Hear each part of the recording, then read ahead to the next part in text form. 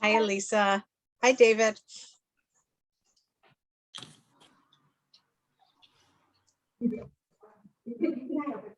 Hello, Hal. David, how are Hey, you? Lance. Oh, Good to see you. Jason, is Ellie's full name Eliana? No. No, okay, different girl then. Never mind. Hey, Adam. How are you? Good, good. How are you? Good, thanks. Lowell, welcome. Hi, how are you? Good, thanks. So we are committed to starting on time, believe it or not. That was 2 minutes. That was 2 You're minutes ago. late. I know. Okay. I think I Lance think we're only is kicking missing us off. 2 people, so we can. We They'll could catch go. up. Yeah. Lance, I think you're starting. Oh, you're on mute. Sorry, Lance.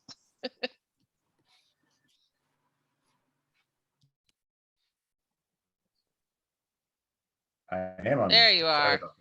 Hi, everybody. Hang out for 1 second.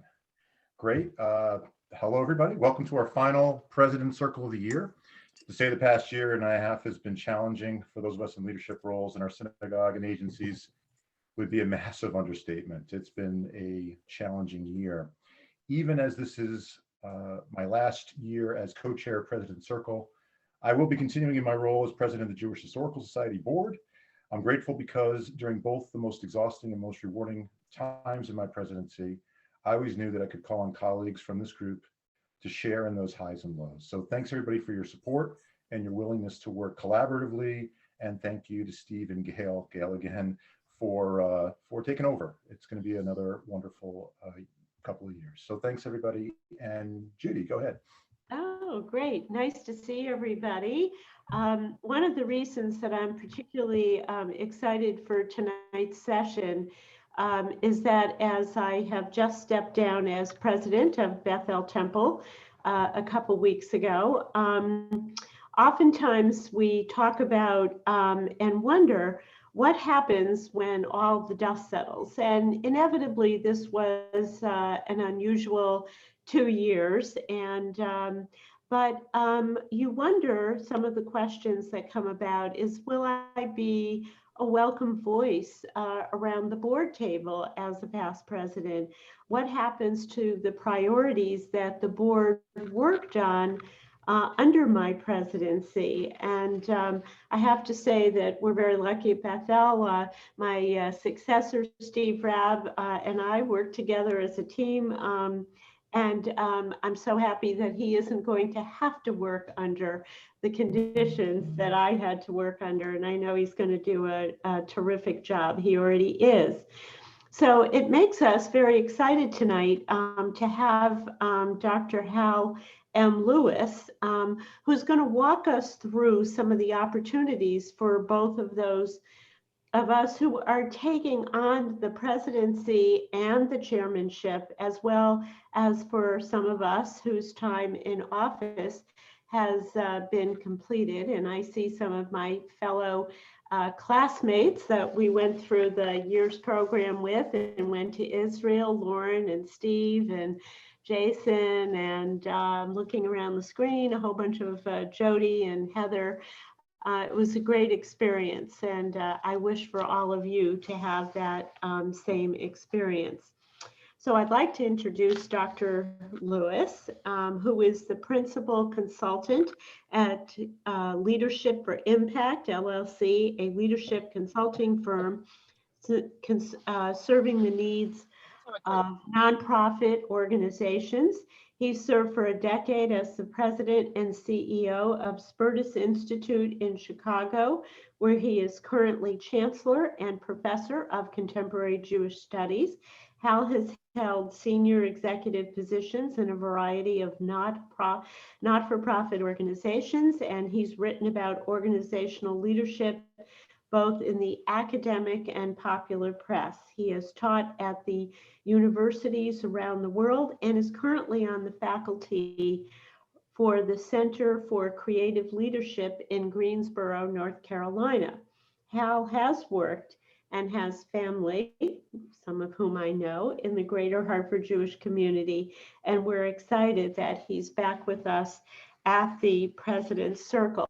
And the last seminar, Hal, that you presented was terrific. I think I took 10 pages of notes. So we're really looking forward to tonight. So without further ado, Hal, take it away. Wow, thanks, Judy. Thanks, everybody. Good evening. I'm going to share my screen. Just a simple, what we come to know as Zoom thumbs up to confirm that you can see the shared screen. Yes? Excellent. Thank you so much. That's not what I wanted to do. One of the challenges of Zoom is that I've been yet to figure out how to see everybody and see a screen at the same time. So I hope you'll tell me if there's something going on that's pretty funky. I'm thrilled.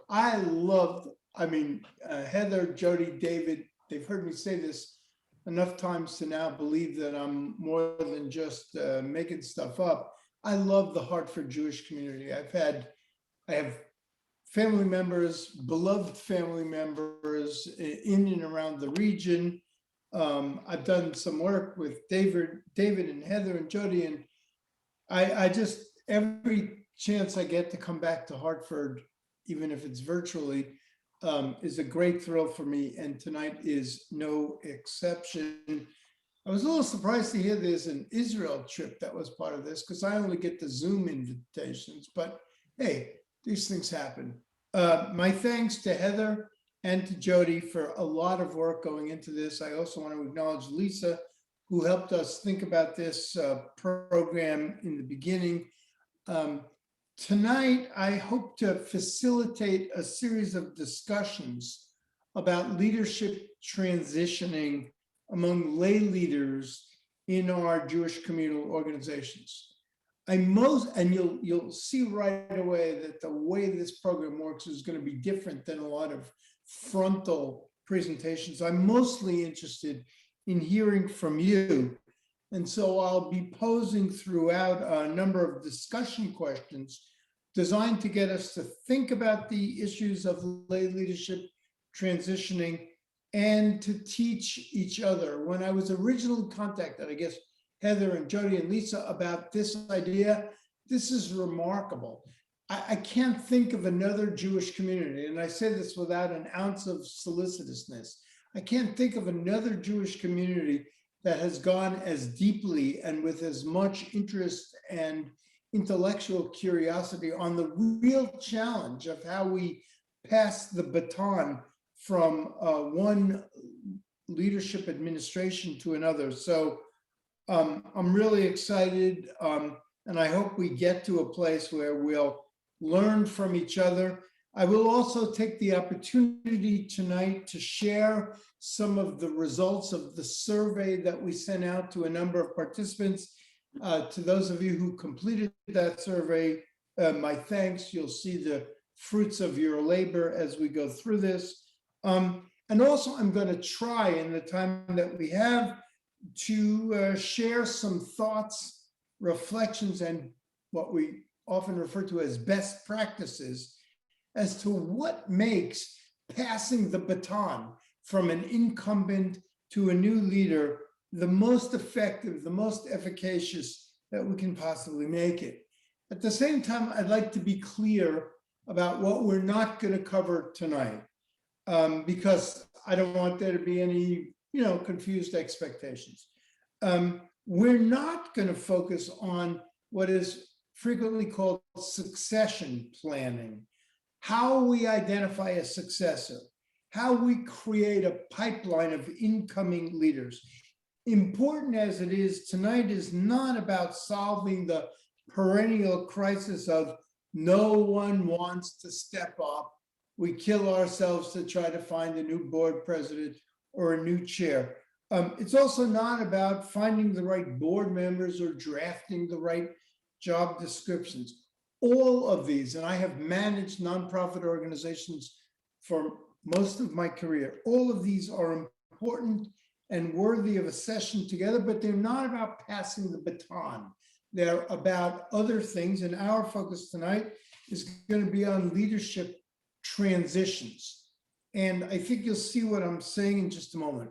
I want to begin by asking you, each of you, about your experience with what I call the building blocks of effective leadership transition. And so I'm going to pose a question, and I'm going to ask each of you to quickly type in some responses in the chat. I want you to be thoughtful about this, but don't overthink this issue. And here is the first question I'd like to pose. In your experience, what are the key components to effective leadership, lay leadership transitions? When you think about it, based on your experience, whether this round or previously, what are the key components of effective lay leadership transitions? I invite everybody to quickly put some stuff in the chat. We'll take a look at it as I'm going to pull down the slide. That way I get to see you all and I can see your names. And great. So you can see we're starting to populate this. Trust, communication, another communication, yet another communication, asking questions. Oh, communication and communication. Communication and early inclusion. Thank you for that addition, Russ. Collaboration, communication, honesty, which is obviously related to the issue of trust, written or oral communication, an actual transition plan. So before we move beyond this, I invite you to, I appreciate that people are muted, particularly if you've got background, noise going on. But if you don't, feel free to keep yourself unmuted, or at least unmute yourself now. And please feel free to jump in if there's something else that you'd like to observe, or something that you notice about what's in the chat about key components of effective lay leadership transition. Anybody want to put some meat on the bone, or for the vegans, lettuce on the salad, as to what makes for an effective lay leadership transition? Anybody want to add to what we see in the chat? Please feel free.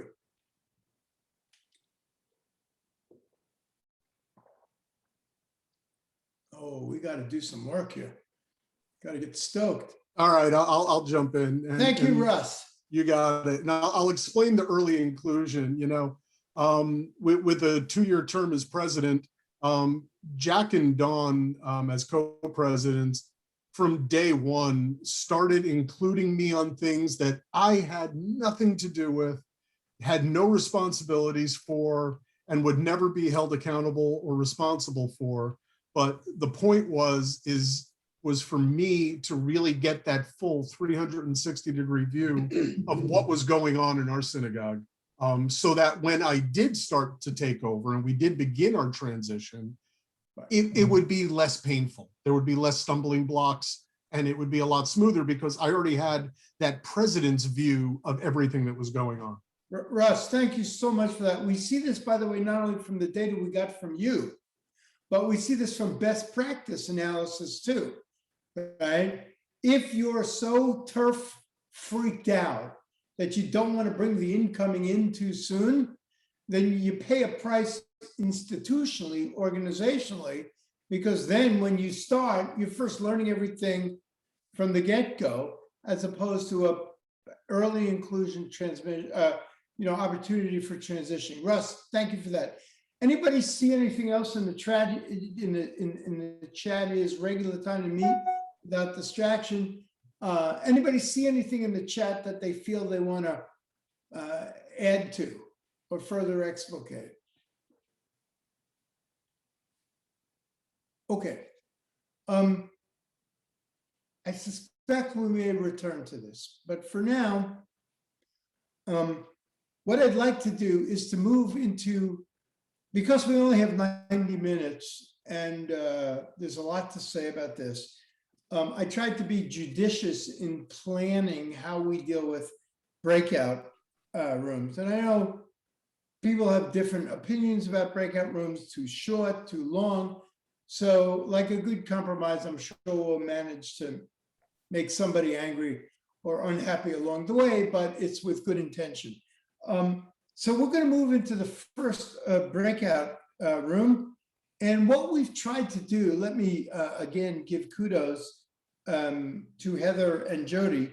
We tried to do is put outgoing and incoming leaders from different organizations in the same breakout room. Now you could see that's a sort of interesting mix. We'll do it imperfectly, I'm sure, but our goal was to put incoming and outgoing. And I know we use different titles, so I think I should say this in the beginning. Sometimes we call people chairs, sometimes we call them presidents, sometimes we give them another title. So I refer to them as just incoming or outgoing.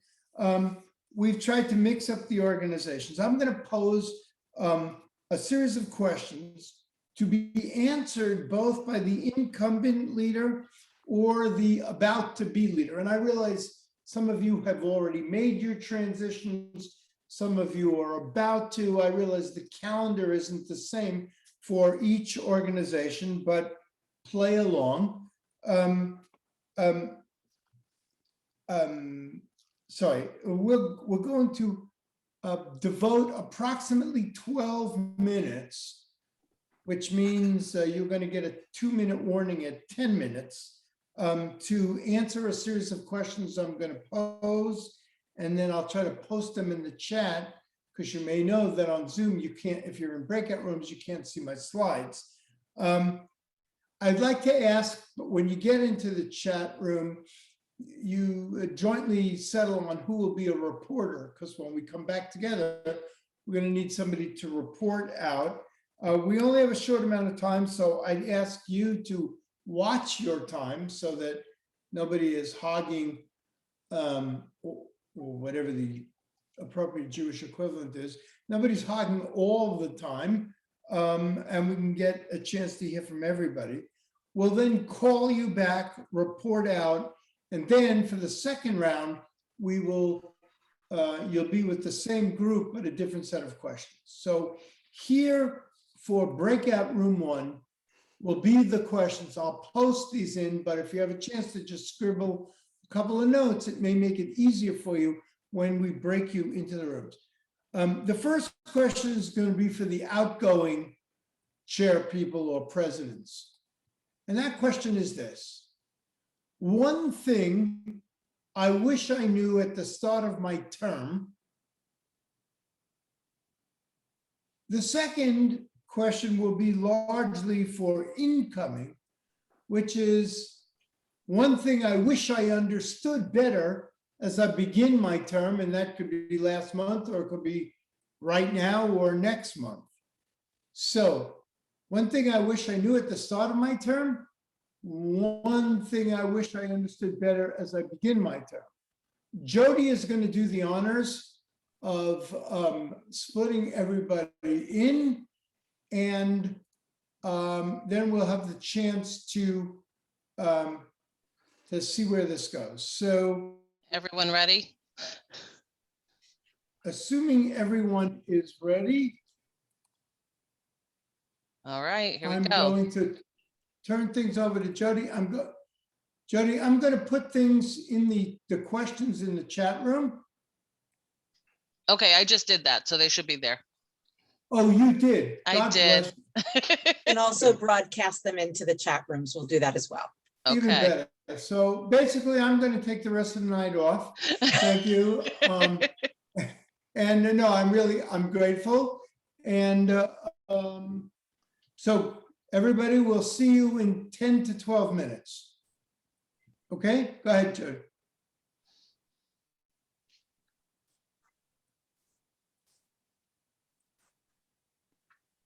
All right, there they go.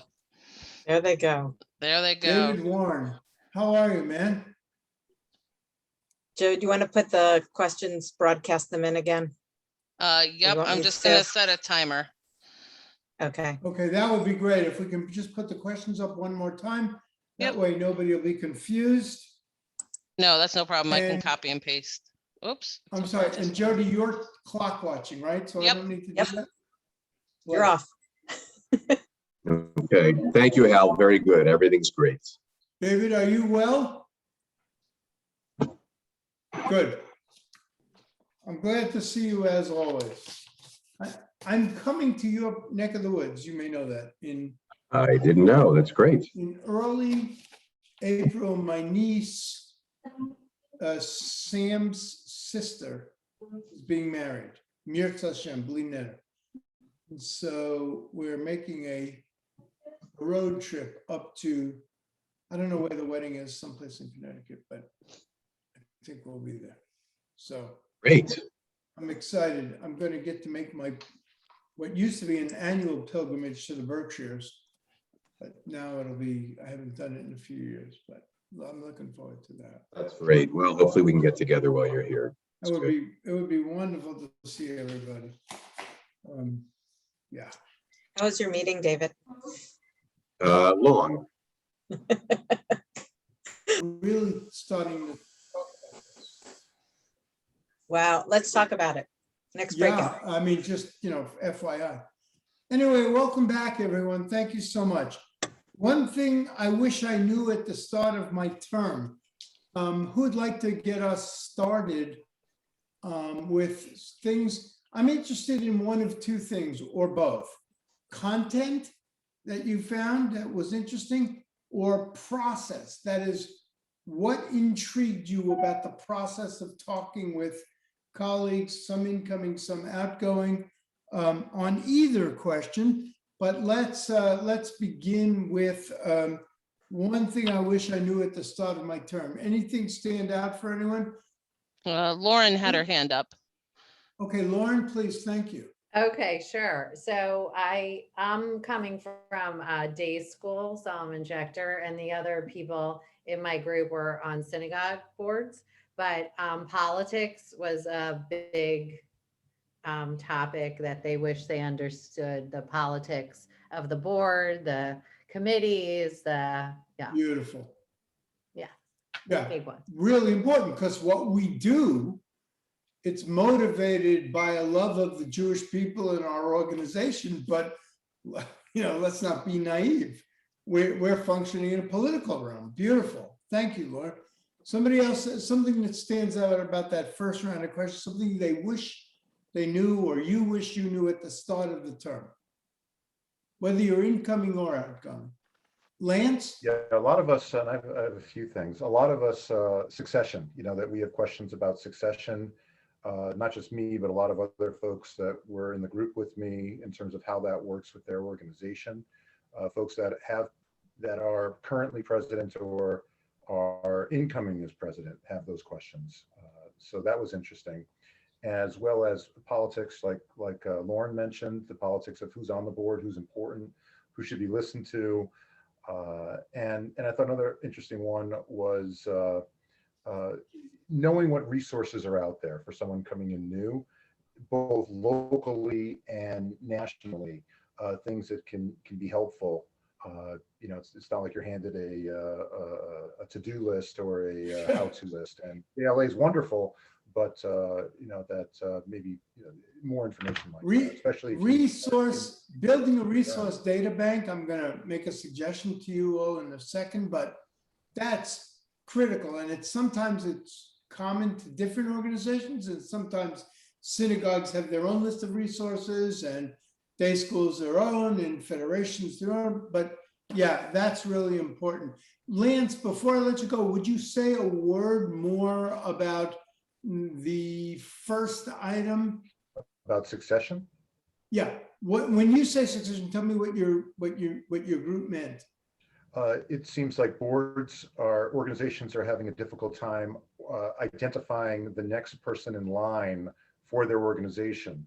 And presidents are very happy to take the baton and to go with it, but some of us feel a little bit of lack of a landing spot. That without that next person who's going to be there, There is, well, a lot of uncertainty about that. And unfortunately, there's a few folks that kind of feel that, willingness to serve the community, but, once. Look, and I'm sorry to cut you off, but you all know this, right? This is not unique to Hartford. It's not even unique to the Jewish community. Finding people to step up in a 501c3 environment in a nonprofit organization is a critical piece. What about one thing I wish I understood better as I begin my term? What came out of those discussions? Yeah, I see Dawn. Yeah. We talked about, one of us wished we whittled down the strategic initiatives, the ideas, things we wanted to get past. The time goes by so fast and it's really hard to get all the things done that you wanted to do. We wish we could include more people and hear more voices. Again, that political edge to it where you keep hearing the same voices, but you really want to get others involved. Yeah, really important. Thank you for that. Somebody else, one thing I wish I understood better as I start my term. I can't necessarily see everybody. Adam? Yeah, I'll just share one quick thing. A couple people in our group said that they wish they knew the people better that they were going to be working with. That would be something that would make it easier on the board or otherwise in the congregation. And in a second, I'm going to try to address that issue specifically. Judy, I saw your hand. Well, we talked about I said, wishing that I knew there was going to be a pandemic, but I think it was, I come from the synagogue background. I think knowing, how much of a social service the synagogue provides with, you really don't know that until you're incoming because a lot of information is so confidential and you're sort of slammed with, you feel like it's, food, jobs, this and that. And the other issue that our group brought up, and certainly the incoming people can speak, but it's the challenge is how do we get people back into synagogue feeling comfortable, wanting to be on committees. And we talked about the best way to do that is to really call and ask, or ask a friend that knows that person that can say, come on, join me. And the suggestion was made to call, pick out 10 people every day and call them and ask them. Because as president, people feel honored when the president calls to give that special one-on-one. Never lose sight of the fact that as leaders, we are what we call in Hebrew dugma, a role model. And even if we don't think we're anything special, many of our stakeholders do, and would be thrilled to hear from us. And we're going to talk more about that in a second. I want to, just to complete this picture, spend a couple of minutes now. Excuse me, Hal, I think Lowell had something to add also. Okay. Actually, Judy was in my team and she got to it first. So she just. Oh, sorry, Lowell. I didn't. No problem. Hard to see everybody in the little Brady Bunch boxes. Apologize. And thank you for that, Heather. My eyes and ears. I want to pose one more set of questions for the same breakout groups, Jody, but different questions. And, I don't know, was the timing right? Was it too long? Was it too short? I'm happy to go to 10 minutes total and call people back at 8 minutes. Maybe let's try that, Jody. But let me share the questions I'd like considered, and Jody and Heather, if you can broadcast this into the chat rooms, that'll be great. They're slightly different in the sense that I want each of you to answer from whichever perspective you currently occupy. So question number one, as I am about to either step into or out of the senior lay leadership position, one thing that concerns me is And I'd like you to really be honest. If you're concerned about who's going to take over for you, if you're concerned about giving up power, if you're concerned about what you're going to do on Sunday mornings anymore, whatever concerns you. The second question is, as I move into or step out of the senior lay leadership position, one thing I'm most excited about is, and this is likely to be different depending upon which side of this equation you sit on, but I'd like to invite you to facilitate, keeping in mind the rule that we've lived with for the past year, which is what happens on Zoom stays on Zoom. We need to make that commitment. It's a variation on the Las Vegas theory. It would be great to do a deeper dive, a slightly more reflective or personal on either of these questions. Jody, I'm looking to you. Let's put this in the chat.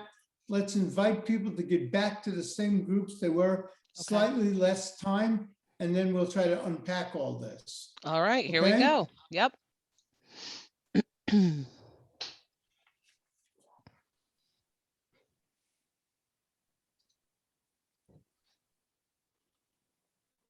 There we go. And I'll broadcast the messages now also. Heather, you made me a little gun shy about the comment that we heard from someone else, so I help know. me with timekeeping. No, I don't want, I want No, people to want know. more, not to leave and look at their watch, right? Right. So you have a better read of, yeah. Perfect. Yeah, I thought. That was funny.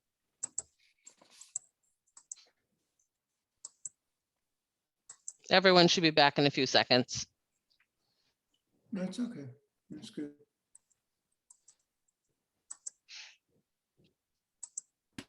There you go. There we go. There is nothing more exciting in life than to see a Zoom room repopulate. Sure, Hal. It's a pretty boring life I live, I acknowledge, Heather, but still. I mean, thank you, everybody, for coming back. Reporters, as I'm about to step into or out of the senior lay leadership position, one thing that concerns me is, floor is open, please. One of the things that concerns me, and I don't, is Jill still on? Jill's on, I can't see her face, but is continuing or giving a boost to build our endowment. You know, it's hard being, you know, by the skin of your teeth every single time something breaks or whatever. And not to say you dig in right away, but it would be nice to have a little wiggle room, which I think is pretty much the case, you know, in our houses and in our lives. But yeah, that's a big one for me. Great, Amy, thank you. Something that concerns you as you either step up or step out. I'll bring up something. Actually, I didn't have a chance to bring this one up with my group, so I'll bring it up here. And that is, you know, I work full time, as many of you probably do as well, and so my biggest concern is being able to provide the services that are required, and finding that I'm going to, unlike the person I'm taking over for, who wasn't working full time, and so she was able to devote quite a bit of time, you know, a full-time job to the synagogue. I'm going to be needing to really delegate and empower all my committees to make their own decisions moving forward, because I can't do it. I can't be involved in every little decision that happens.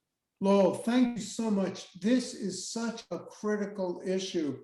In order to get the kind of people we wish to head our organizations, we understand that some will be working, some won't be working. This transcends COVID, if, you know, assuming there's a life after that. And so what we do and how we strategize, it's legitimate to say that that's something that concerns me. It's not necessarily something that's going to doom you, weigh you down, but it is a legitimate issue to be thinking about and planning for. I really appreciate that, Lowell. Something else that concerns you, either as you're stepping up or stepping out? Yeah, we had a What? few. Sorry, go ahead. Lance, are you up? Yeah, we had a few. Some were repeats, succession and politics came back up again, but then two other ones were, just a genuine concern about, how are things going to go without me? That I've been leading the organization, things have been going really well, making sure that the organization continues on a good path.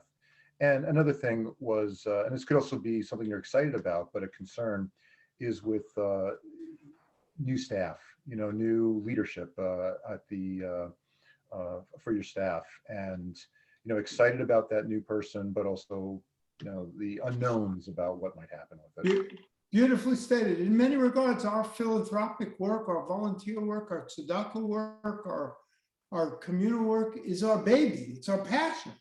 And so we'd be shocked if we didn't have some concern about what was coming next and about how transitions are. And for both incoming and outcome, we need to develop this sharper appreciation for the fact that this isn't just a paper shuffle. This is real Kishka level, that's my technical term. This is real Kishka level work for many of us on the outgoing and the incoming part. Dawn, I saw your hand also. Yeah. We talked about, is there a strategic plan that goes beyond you? The lack of face-to-face meetings with the broader community. The idea that people have gotten really comfortable being online, and how do we get them back? Or how do we attract younger, newer members? And how are we going to use technology? People have gotten attached to it. That's something we need to, how do we get them back? How do we get them back in the synagogue and more face-to-face interaction? Yeah, so let's not lose sight of the fact that unlike any generation of Jewish leaders that came before us, we are dealing with transitioning post-COVID also.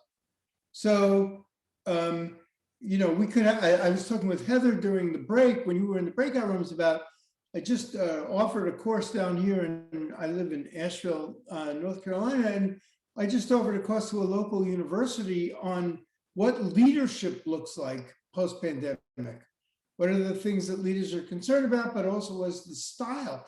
But Dawn, what you're reminding us of is all the stuff we're normally concerned about when we do lay leadership transition.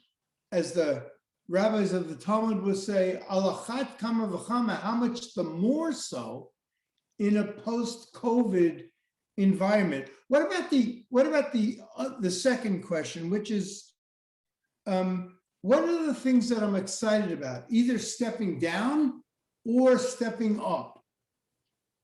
Judy? Well, in our group, and I could speak a little for myself as someone who's stepping down, I think it's really important to give the new president room, space, and if you're needed in a consulting capacity, or if they ask you to do something, be there to help in any way you can. But it's your job to step back and let them have the floor, because they're going to be, leading people, and they have to make their mark.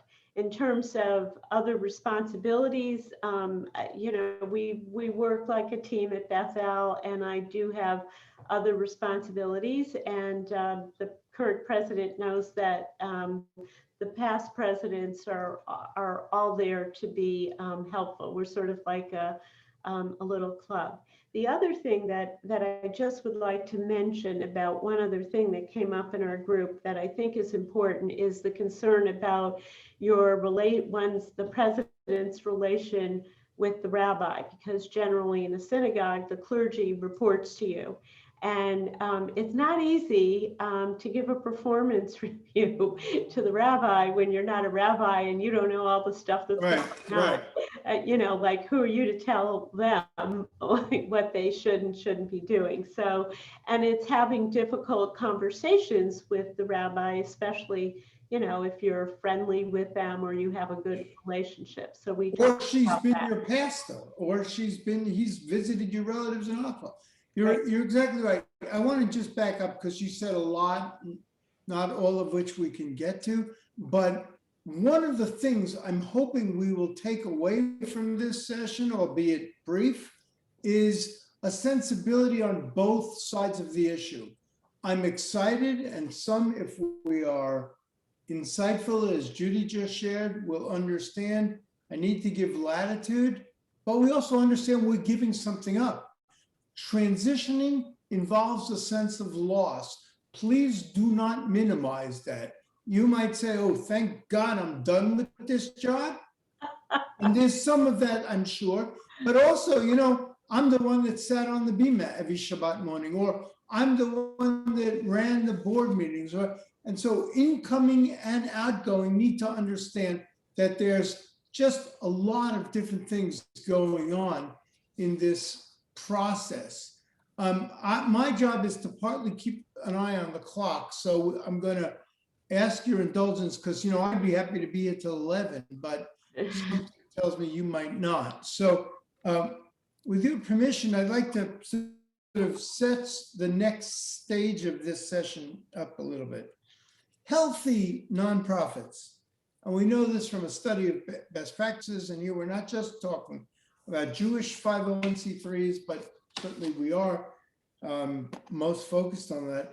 Healthy nonprofits take transition processes seriously. I was interested to note that of the people who responded to our survey, 40% of respondents said they take effective transitioning, quote, very seriously, while 60% of respondents rated their organizations as only somewhat serious when it comes to leadership transitions. More to the point, regarding specifics, people were hard pressed to define a formal process, suggesting that there was, quote, nothing definitive about how they approach leadership transitioning, which was more often than not described as, quote, amorphous or informal at best. Tonight, I'm going to try to convince you of a different approach. When successful nonprofit organizations invest in seamless transitions, they create first and foremost systems that allow not only for a smooth transfer of power, but a steady flow of information, as many of you put in the chat when we first started. And most importantly, not once when we change one administration, but as part of what I like to call the organizational culture. And so when I thought about this and when I reviewed the responses to the surveys, I thought what I would do is draft what I'm calling a memorandum to the incomings. And it's not exclusively for incomings, but over 5 quick slides, I'd like to share some questions or issues that I think if you are an incoming or recently installed chief lay leader, that you might want to think about. Also, it's important that this is not in a vacuum, that outgoings have as much to say about this as incomings. So here for the next couple of minutes is what I call my memo to the incoming. And you notice I put that in quotes because some of you go by the title incoming president, some of you go by the title of incoming chair of the board. I don't care. The idea here is this is addressed to the chief lay leader who is incoming in her or his congregation, school, agency, federation, JCC, so on and so forth. And these are questions that I hope you're either asking yourself, questions that you've already asked yourself, questions that I hope you will make some notes about, Heather, I'm happy to provide you with the slide, a PDF of the slides afterwards for people if they want to, make their own checklists. I don't intend this to be comprehensive, but I do think based on research, best practices, and a lot of years in this business that this may be helpful. So question number one for incomings, but again, to be answered also by outgoings. Do I understand my new role? I know it's my turn to serve. I know my great-grandfather was also the president of the show, and now it's my time. But do I understand my new role? What does it mean to be the chair of the board of the XYZ agency or the president of the synagogue of Temple Beth ABC? What does that really mean, both in terms of legacy and day-to-day? What is expected of me? And what do I expect of myself? Now, there's any number of ways to get the answers, the work that the Federation in Hartford is doing, and this training program is part of it. But I also want to recommend a resource to you. And the resource is the Board Chair Handbook. It's published by Board Source. Some of you may know Board Source. It's considered to be the preeminent advisory panel for all of 501c3, that is to say, not-for-profit organizations. Not everything they say will be relevant, but Dr. Min Wertheimer, who wrote this book, has done, and I'm not easily impressed, has done a magnificent job of summarizing this. And if your congregation or organization is in a position to purchase this, it's not inexpensive, but it should be a tool that you pass on from one lay leader to another. And if not, as a public service, I did a little research for you, and some of this is available online. A good deal of this book, Board Chair Handbook, is available. I recommend highly. Another set of questions I'd like to see incomings ask is, do I understand what good governance means? Am I clear on the role of nonprofit board members? I know once a month, every other Tuesday, the second Tuesday of every month, I have a board meeting. But do I know what I'm really expecting of board members? Do I understand what best practices, and by the way, the IRS says should be the role of nonprofit board members?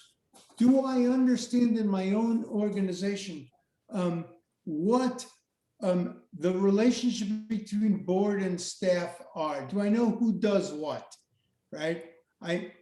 So many lay leaders get trapped in a vicious circle of thinking they have to do it all, or they should stay away and not do any of it and not understand. There's best practices there, and I'm certainly available to help you with this after tonight. But these are things I need to know if I'm stepping in to be the president or chair of my organization. Here's another thing that one of you referenced earlier.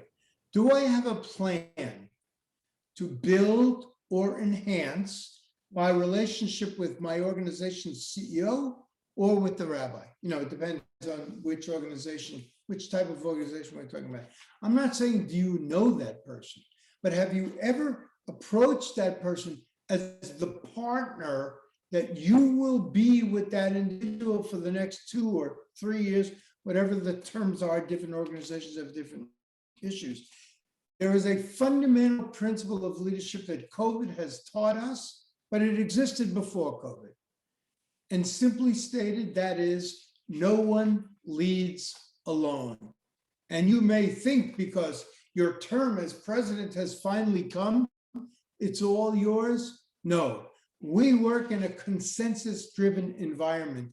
And any one of us who thinks we can do this without our professional partner is destined to have a really difficult time ahead over the course of your term. What is your plan? Have you met with the CEO or the rabbi or the executive director? And if not, When is that meeting scheduled? And when are those meetings scheduled going forward? Another set of issues for the incoming. What do I need to learn about the following 3 issues in my organization? First of all, board meeting management. I know when the board meetings are scheduled. Do I need all of those board meetings? Do we really need to meet every month? What takes place in a board meeting? How do I set an agenda for a functional board meeting so I don't have people walking out and pulling out their last strands of hair saying, what the heck did I just spend an hour and a half or 2 hours in that meeting for, right? What do we want to accomplish when we run a board meeting? What do I need to learn about organizational finances? I never met a 501c3 organization in my entire career that said they had enough money, or that said their fundraising was good, or said their endowment was where they wanted it to be. But what do I need to know about organizational finances? How does the budget work? How is the budget approved? Where are the weak spots in the budget? If I don't know that sooner than later, I'm going to be miserable as an incoming lay leader. Similarly, what do I need to know about committee structures? Do I even know all the standing committees? And by the way, do I really need all of them? Are there some that could be ad hoc committees?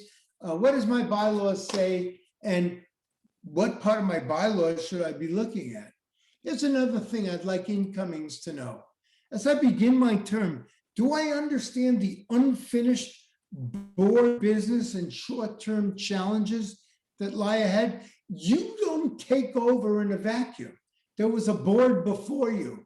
There was a lay leader before you. There was an administration before you. There was a staff before you. And there are some short-term pending issues that, even though they weren't begun, may have begun in your predecessor administration, you need to understand this. And for those organizations that have somebody mentioned this earlier, that have an actual strategic plan, do I know anything about it? Have I read it? Do I vaguely remember that it sits on the shelf of the executive, but have I actually looked at it? And what does it mean about my presidency or my chairpersonship? Here's another set of questions I'd like you to be asking incomings, and I'd like the outgoings to be weighing in and helping us. What are the opportunities for growth and future trends I should know about as I step into this new meaningful position? It's true, it's a lay leader position. It's true, I'm not getting paid for it, but it's also true that I care deeply and passionately about this enterprise, and I want to know, where are the opportunities for growth? Did I know that the executive committee a month and a half ago started thinking about selling off property? Did I know that the executive committee is starting to think about moving into a new area? I need to know this to do my job better. And if nobody thought to tell me this, I darn well better get this information for myself. Here's another thing I want you to think about. How well do I know the team? We mentioned this before. Do I even know the other people on the board? Have I called them up? Okay, COVID may have changed things a little bit, but have I called them up for a Zoom meeting? Have I invited them for coffee, or maybe someday a meal? Do I know the other people I sit with on the board? Do I know the chair of the finance committee, or the ritual committee, or the education committee? What about donors? Do I actually know who these donors are? Because as we said before, even though I may not think my being president or chair is such a big deal, donors would love to hear from you. And the reach out is critical. And what about the key staff beyond the CEO or the rabbi? Do I know them? Now here I would put an important caveat. You don't want to do this without the buy-in and support of the CEO. I'm not suggesting that new lay leaders should be going deeply into the staff composite group and meeting them without first getting clearance from the executive. But if you're going to be working for the next 2 years or 3 years of staff, you need to make sure that there is a useful, efficacious transition that introduces you to this people. Knowing your team is critically important.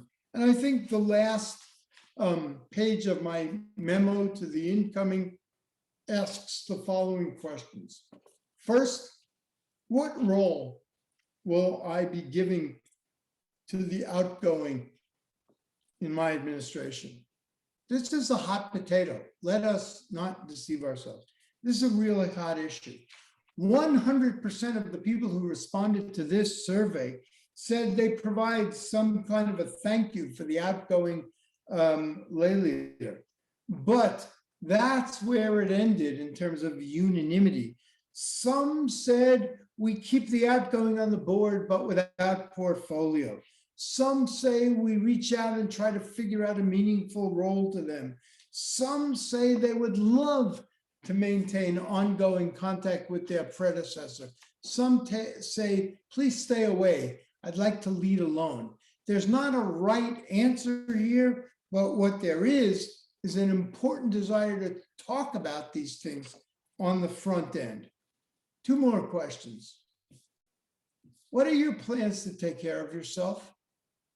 You know, let me tell you a secret in case you haven't discovered this already. You have other things to do in your life besides be the volunteer head of your organization. Many of you have businesses, have family obligations, right?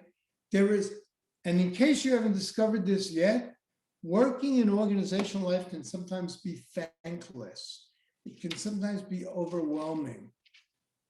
Do you have an outlet to blow off some steam, to not have to be doing this job 24/7, and I mean 24/7 in many cases? What is your plan for self-care? And one more thing I would ask the incomings, and this will require a bit of explanation. Do you have a Jethro? And let me explain the reference here. Many of you will know from your association with Jewish sources that Jethro was the father-in-law of Moses. And in a classic example in the book of Exodus, Jethro reams into Moses, who tries to do too much and take over everything. And Jethro calls Moses out and he says, dude, that's a paraphrase, dude, you are hurting yourself and you're hurting your people. And only because Jethro had the what's-its to speak truth to power to Moses did Moses reevaluate his position. You are going to go through a lot over the next 2 or 3 years of your term. People will criticize you because, in case you haven't noticed, that's what we love to do. People, you will rarely get the kavod, the honor, the pats on the shoulder for you doing a great job. Who do you have to guide you through it? Maybe your predecessor. Predecessors, you may have to step up here. You can't necessarily go off into the calm of night, never to see that organization again. You and the incoming need to work this out. But whether it's your predecessor or someone else, you need a coach. You need a mentor. And I'm not saying that to insult your skill sets. I'm saying we all need people that we need to work with. So borrowing from the biblical example of what Jethro did for his son-in-law Moses, who is yours? Do you have one? And what does it take to make that happen? A final few thoughts. Never forget, whether you are incoming or outgoing, that change is about loss. You're giving something up. If you've been in that executive chair or that chair's chair for 2 years, 3 years, don't kid yourself. You're giving up some kavod, some honor, some power, some reputation. And if you're incoming, don't dismiss that. The person who came before you invested their entire kishkis in that organization. Don't send them out to pasture without, I'm not talking about the gift that you all say you give the outgoing, but without seriously thinking about how you touch base and involve them. The second thing I'd like you to keep in mind, whether you're incoming or outgoing, is that imposter syndrome is real. Take a minute to read the slide. Most of us, it doesn't matter how old we are, it doesn't matter how experienced we are, it doesn't matter how skilled we are, most of us question whether we really deserve to be here.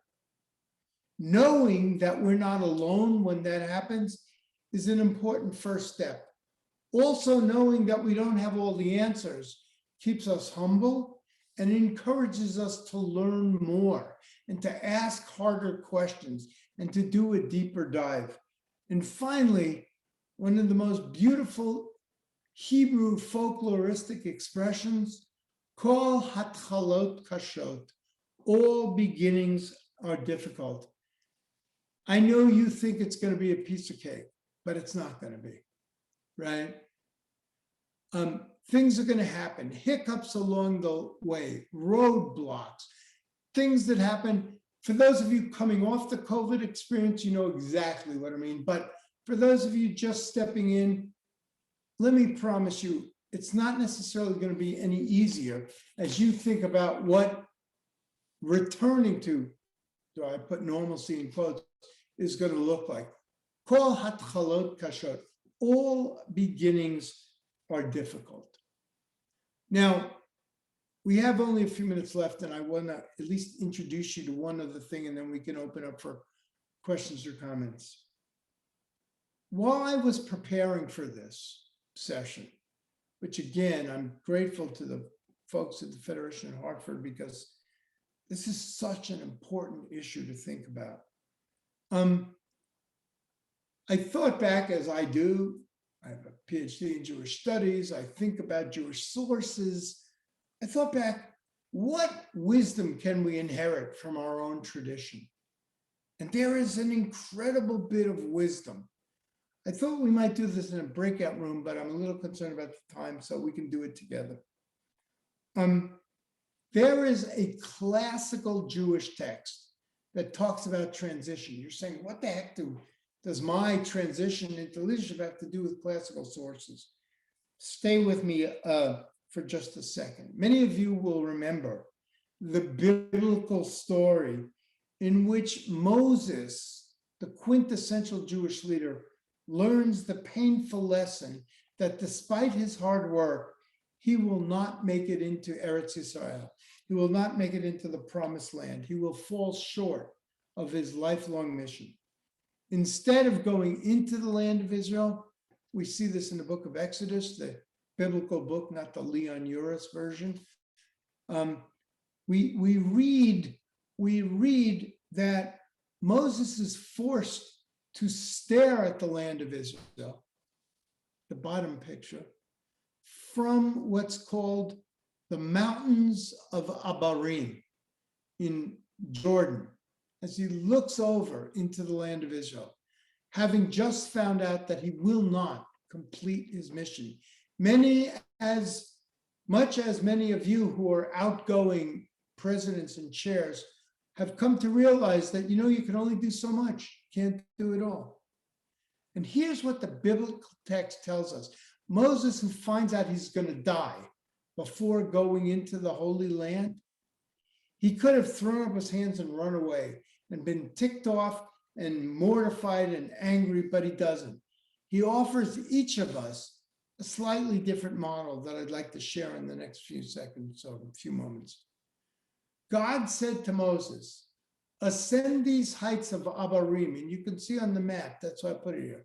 He's here in Jordan, looking over into the land of Israel. You see the bottom picture. And view the land that I have given to the Israelite people. When you have seen it, you too shall be gathered to your kin. Now, if you're at all hip to biblical language, this is a euphemism of the highest order. Gathered to your king is like saying she has a great personality. It's a euphemism for you ain't going to make it. You're going to die on this side of the river, not that side. And all the work you've put in over the past 2 years as president of the shul or chairman of the board or something like that, there's going to be life after you, painful as that is. Moses hears this news and here's what he says, and it's astounding. Moses spoke to the Lord saying, let the Lord, source of the breath of all flesh, appoint someone over the community who shall go out before them and come in before them, who shall take them out and bring them in, so that God's community may not be like sheep that have no shepherd. God answered Moses, take Joshua, son of Nun, and lay your hand upon him, and you shall put some of your honor upon him, so that the congregation of Israel may obey. And he laid his hands upon him and gave him a charge. I'm going to leave the quote up here, but I want to open to you and ask, and I can't see everybody, so maybe I can try it this way. What do you conclude from this classical Jewish example of leadership transition? What strikes you about this text? I can see you now, so raise your hand if you just want to say, what stands out about this? I have Yeah, something. Jason? So I think one thing that is interesting here, which I think is really important, is that the person who is doing the anointing or the putting in charge of the new person is the outgoing person. It's not God seemingly. It's actually the person basically Beautiful. giving the blessing to the next one. Beautiful. Who says we need a new leader? The very one who's giving up the kavod, the honor, giving up the presence, giving up the reputation, giving up the cookies. Jason, thank you for that. Really important. What else strikes some of you about this text? It's a quintessential transition text. I can't see everyone, so just unmute you. Russ. You know, what I take away from this is that, you know, okay, when you're done with your term as president or chair or what have you, you're not going to finish everything that you started out to do. And that's okay, because you have a successor. Yeah, really powerful. Thank you. Johnny Carson used to say, I want to get out before they're looking at their watch. No, I want to get out where they still want me there, knowing that there's somebody else. Yeah, Russ, thank you for that. Somebody else, what strikes you about this text? Adam? I think there's an interesting piece here that that some of the new leaders' authority comes from the previous leader, right? Where it says you would put some of your honor upon him. And that's a congregation respect the new person. Really fantastic. In the Middle Ages, there was an expression that Jews and non-Jews used in philosophical context, and it was the idea of what today we would call little people, standing on the shoulders of giants. We stand on those who came before us. It's really important, because if you consider what does that mean, it means that if we stand on the shoulders of those who came before us, we actually see further than those on whose shoulders we stand, right? We have a new understanding of contemporary realities, the new demands, what a new demography wants, what a younger generation is looking for. But we only see further, as Adam was suggesting, because we stand on the shoulders of those who came before us. Anything else that strikes you? So I want to wrap up with one more set of texts, and they come as commentary on this verse, on these verses, right? The commentator in question is Rashi, the medieval Jewish commentator, but watch what he does with this. So on the left, you will see the text we just looked at, okay? And on the right will be two takeaways from the medieval commentator Rashi. The first is that you'll see that Rashi is intrigued by the phrase down here, and you shall put some of your honor upon him, so that the congregation of Israel may obey. Watch what Rashi says. It's hugely insightful for the very work that you and I are talking about. He says, some of your work, some of your honor, and not all your glory. Consequently, we learn from this that Moses' face beamed like the sun. His successor, Joshua's face, only like that of the moon. Rashi is recognizing something we all need to understand about leadership transitions. Sometimes change is difficult. We've done our time. We're prepared to step down, but it hurts a little bit. We don't feel that people respect us enough. We don't feel that people acknowledge us enough. They don't credit us for as much as we did. We feel a little bit like the moon reflecting the light, not the sun radiating the light. It's hard to step down from positions of responsibility. We have, after all, not been paid for this. These are our kishkes. This is our family legacy. This is every value we hold dear. And we're stepping down, and we're aware of the fact that sometimes people don't necessarily think we're ready to step up. We need to acknowledge, if we're incoming, that there are those who came before us. And if we're outgoing, we need to remember what it was like when we stepped in. That sometimes new leaders are somehow begrudged by those who came before them, who don't believe they're really up to the task. And there's a sense of abandonment or a sense of loss. Whether you are leaving office or coming into office, this is a really valuable insight to keep in mind, that leadership transitions involve real people. There's real kishkis involved. There's real emotion involved. It's not just signing a new card for the bank as to whose name goes on the bottom of the signature card. It's about real transition. The second and last thing I want to look at with you is Rashi's comment on another thing that strikes him. Look at the text on the left for a second. I highlighted this in red. God tells Moses in the third paragraph down, take Joshua, son of Nun, and lay your hand upon him. But when the verse continues in the last paragraph, look what happens. The verse says, and he, meaning Moses, laid his hands upon him and gave him a charge. See hand in the singular in paragraph 3, hands in the plural in paragraph 4. Rashi, as Rashi was wont to do, has a field day with this. And look at what he says. And he laid his hands upon him generously, in full measure, even more than he had been commanded. For the Holy One, blessed be he, had said, lay your hand upon him. But he did this with 2 hands, and so made of him a full and heaped upon vessel, and filled him genuinely with his own wisdom.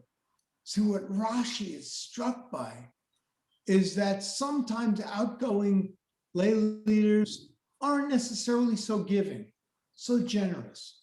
But Moses, our quintessential Jewish role model, Moses was. He didn't take one hand that God commanded him to use, but he took 2 hands. He went above and beyond, as we would say in contemporary parlance.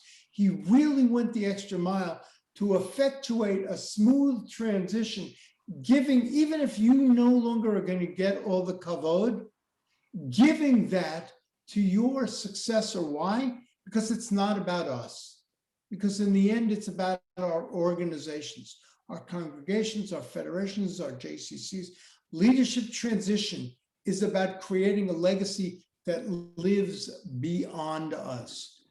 Ladies and gentlemen, we have covered only a tiny fraction of this issue of transitioning, but I am committed to time frame. I hope if I can be helpful going forward, you'll reach out to me. This is how you can reach out to me, or through Heather and Jody and David, my esteemed colleagues. I hope this was useful, and I am very happy now, depending upon time, I know people have to go, but I'm very happy now to sort of stop sharing and see if there are any questions or comments that we can discuss. And if you've got to go, I respect everybody's time, and I know that we're at the end of our time, but I'm happy to hang out and see if I can be helpful. Thank you all very much.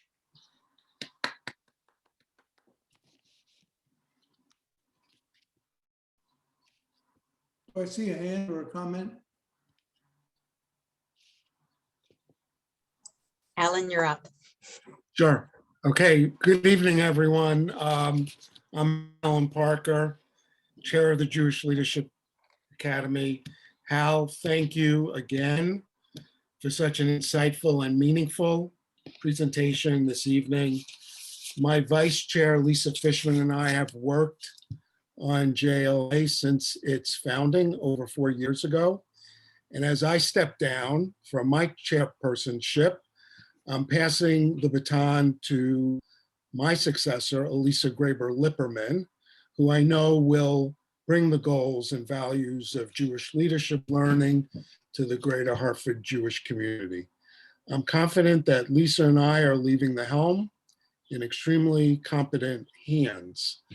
In addition, I want to thank Judy Rosenthal and congratulate her on her term at Bethel, and Lance Goldberg, the outgoing chairs of the President's Circle, for their leadership, both within this group and in the community.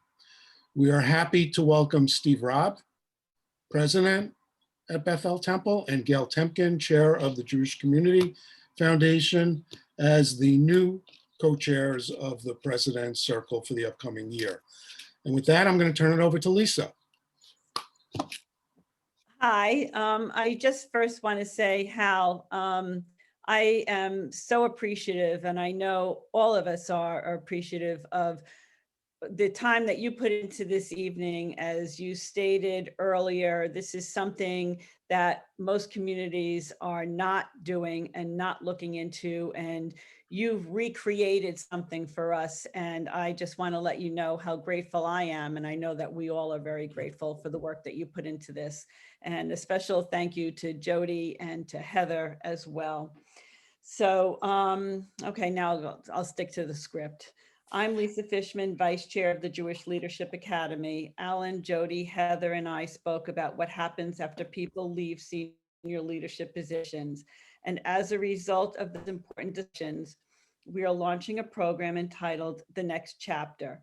This three-part program will address issues like what we do next and how can we use the skills we've learned in leadership positions to help others. I'm excited to work on this project with the JLA team. Keep your eyes open for more email invitations for these sessions. Thank you all for being here, for everything you do to build the greater Hartford Jewish community. The Jewish Leadership Academy is developed with the support of the Jewish Federation of Greater Hartford and funded by the Jewish Community Foundation of Greater Hartford, the Auerbach Shiro Foundation, Leah and Richard Rubenstein, the Samuel Roskin Trust at the Hartford Foundation for Public Giving, Michelle and Alan Parker, Lisa and Peter Fishman, Sandy and Arnie Deshevsky, Patty and Howard Weiner, and Leslie Silvers. Please take a moment to fill out the evaluation that is put in the chat room on your ideas and that drives our programming. And thank you, everybody, for joining us, and have a great evening. Thank you, everyone. Thank you, Hal. Pleasure. Thank you all. It was great.